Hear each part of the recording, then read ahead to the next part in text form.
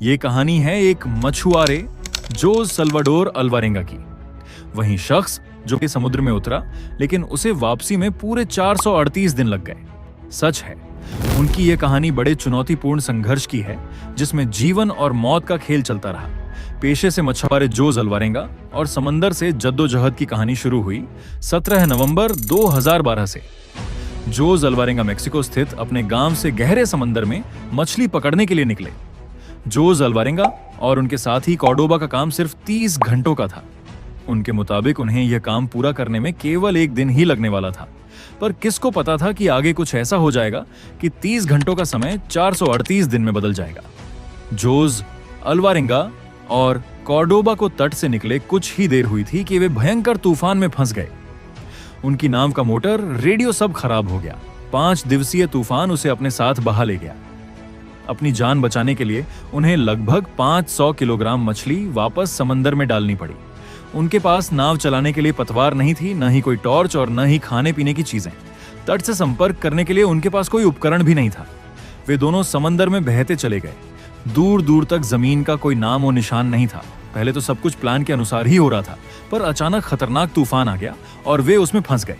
तेज बरसात और भयानक हवाएं चल रही थीं, जो मानो आने वाले खतरे का संकेत दे रही हों। फिर भी जोस अल्वारेंगा अपनी सिंगल इंजन वाली टॉपलेस बोट में बैठकर आगे बढ़ते गए, लेकिन ऐसा करना उनके लिए बहुत खतरनाक साबित हुआ।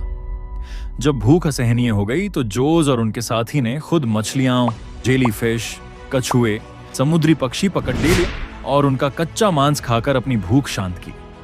पहले तो वे बारिश का पानी पी लेते थे, पर फिर एक वक्त ऐसा भी था कि उनके पास पीने का पानी भी नहीं था।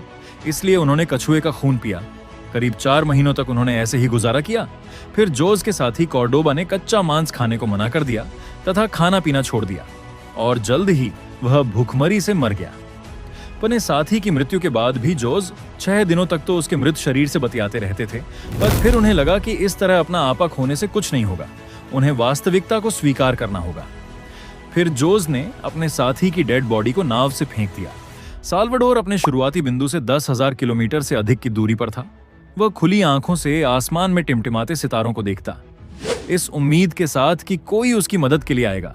कई बार उन्होंने अपने आसपास जहाजों को देखा, परंतु कोई भी जोस को नहीं देख पाया। अपने ऊपर से गुजरते हवाई जहाजों को जोस सिग्नल देना चाहते थे, पर उनके पास सिग्नल देने को कुछ नहीं था। करीब 438 दिन भयानक जीवन व्यतीत करने के बाद 30 जनवरी 2014 को जोस को कुछ दूरी पर पहाड़ दिखाई दिए, जो कि यह मार्शल द्वीप समूह का ही एक छोटा सा कोना था। फिर जोस ने देर किए बिना नाव से छलांग लगा दी और तैरकर किनारे तक पहुंच गए। जोस किनारे पर आकर जमीन पर पहुंचे और बेहोश हो गए। जब उसे होश आया तो पास के बिच हाउस के मालिकों को आसपास पाया। मालिकों ने संबंधित अधिकारियों को इत्तला कर दी थी। पुलिस ने जब देखा कि जोस के टखने सूज गए थे, आंखों की रोशनी कम हो गई थी, वह बहुत कठिनाई से चल पा रहे थे और उनके बाल जैसे किसी झाड़ी की तरह उलझे हुए दिख रहे थे, तो पुलिस को लगा कि जोस के साथ किसी ने हिंसा की है।